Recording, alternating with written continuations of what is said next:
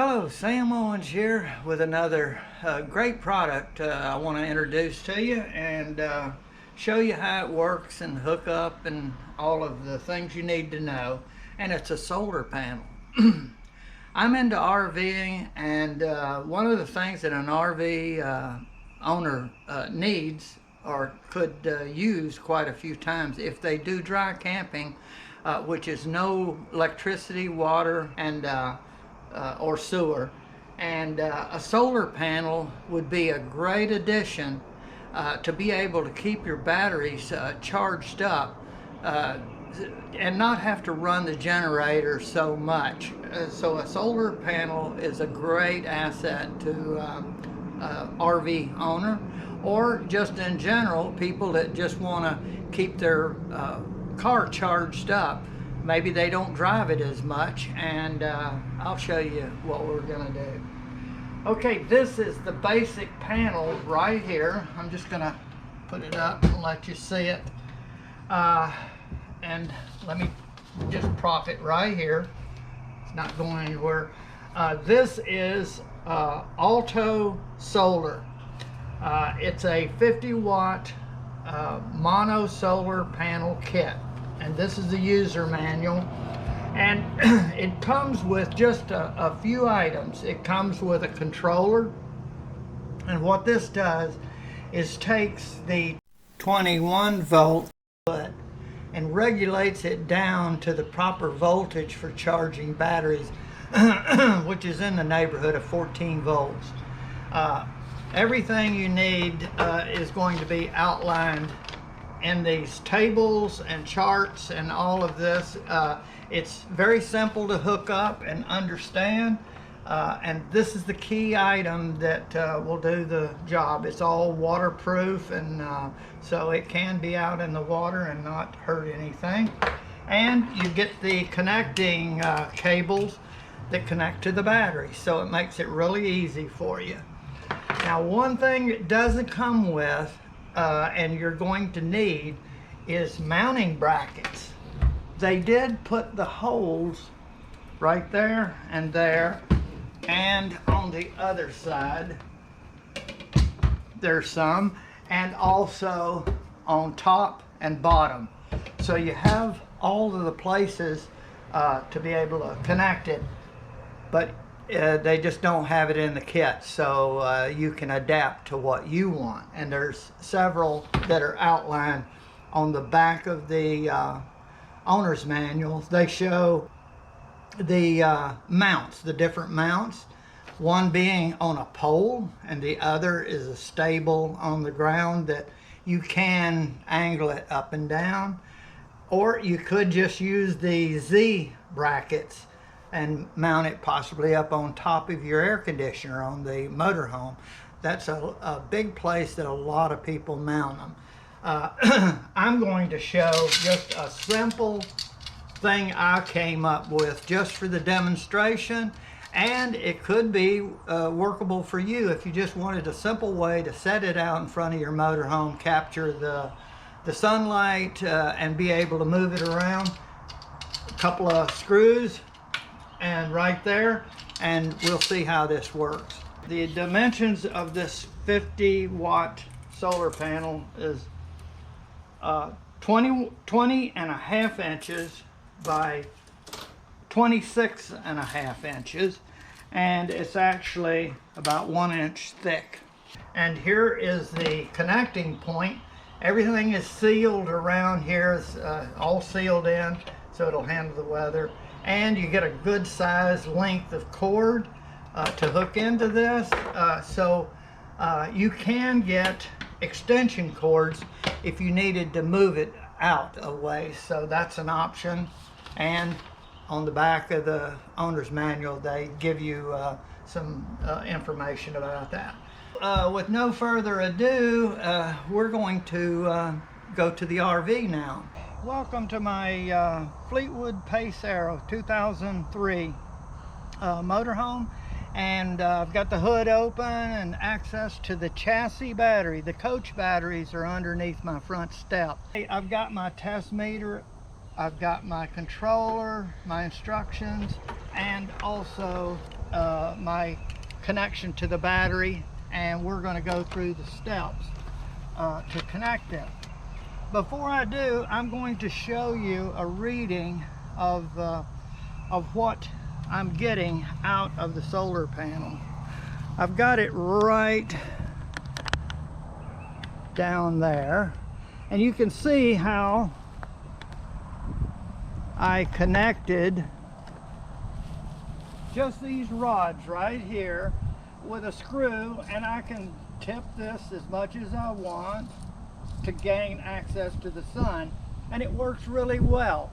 And you can buy a setup that will be easy to operate also, and plus I can well, anyway, for the demonstration this is going to work fine. Okay, I've got my cord coming out right here, going over to the motorhome. It looks like it's probably 10 feet long. You may want to get an extension. The meter is set to DC, and right here I have my red and black leads. The red is positive, and it's going to go in the shielded area, and the grounded area is going in the open terminal. Looking at the instructions, 21.6 is the normal operating voltage when it's not connected to anything. This is just to the solar panel, and it's 21.32 right there. So I'm getting a good amount of sun right there, and it should be performing at its one of its best. So let's just put that back there, and I'm done with that. And now the instructions say to hook the controller to the solar panel, and right here there's two sides, so you have to get the correct one. Look right here and over on the other side, and you'll see embossed in there input, and over here it says output right there. So this is the input side, and so we're going to take this and I'm going to hook it together, and this is the first step you do. You don't have this hooked or anything, and now it's taking that 21.3 volts and it's converting it down to 14.4. That's the actual charging voltage that most converters or alternators put out. So that's the proper voltage. And right here is where you select the type of battery. It will connect to 3 different types of batteries. Right here is a wet cell, and the instructions right here talk about the different modes of battery. Most motorhomes have the wet cell, but if you're not sure, you first check it out and make sure you know which of the 3 style batteries. And they're showing here 12 volt wet, and then you have the AGM LED, and you have the lithium. So that would be good to investigate. And then what you use is the mode switch. Push it here and it goes to AGM. Push it again and it goes to the lithium. Then push it again and it's back to wet cell. Mine is a wet cell battery, I know they are. So I would always leave it there, and it defaults to that, which most are. Okay, so that part is done, and now the instructions call for you to hook this up to the battery. Don't hook it into the controller until you hook this end up, and then the last you're going to connect this into the output of the controller right here. So I'm going to go down there, and again, this is going to be on the positive terminal, and they describe hooking this up and how to determine which terminal is negative and positive, and usually red signifies positive on the battery terminal. Let's just go down there and look at my battery, and you'll see that I'm going to put this in here, and this is my positive terminal, and I'm going to hook it right on there, and I'm going to rock it back and forth a little bit. Oh, if you notice, I have a protection fuse. This is 30 amp fuse, so keep that in mind. That's for safety in case something goes wrong. And then, and it says to always connect it to the battery and not someplace on the ground, because you want to charge the battery up directly to the post.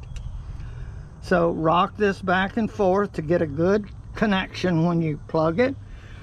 And then let's see what our battery is reading before I connect it. So I'm still on DC volts,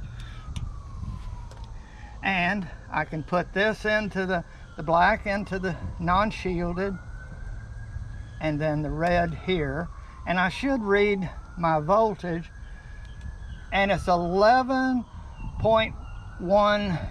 So I'm really down. I need to get a charge. Now I'm going to rock these terminals to see if I get a better connection, because sometimes the rust and stuff. Okay, see, it's 12.27. So be sure, if your terminals are corroded or not polished clean, you may want to take a battery terminal cleaner and clean off the area that the alligator clips are going to go onto.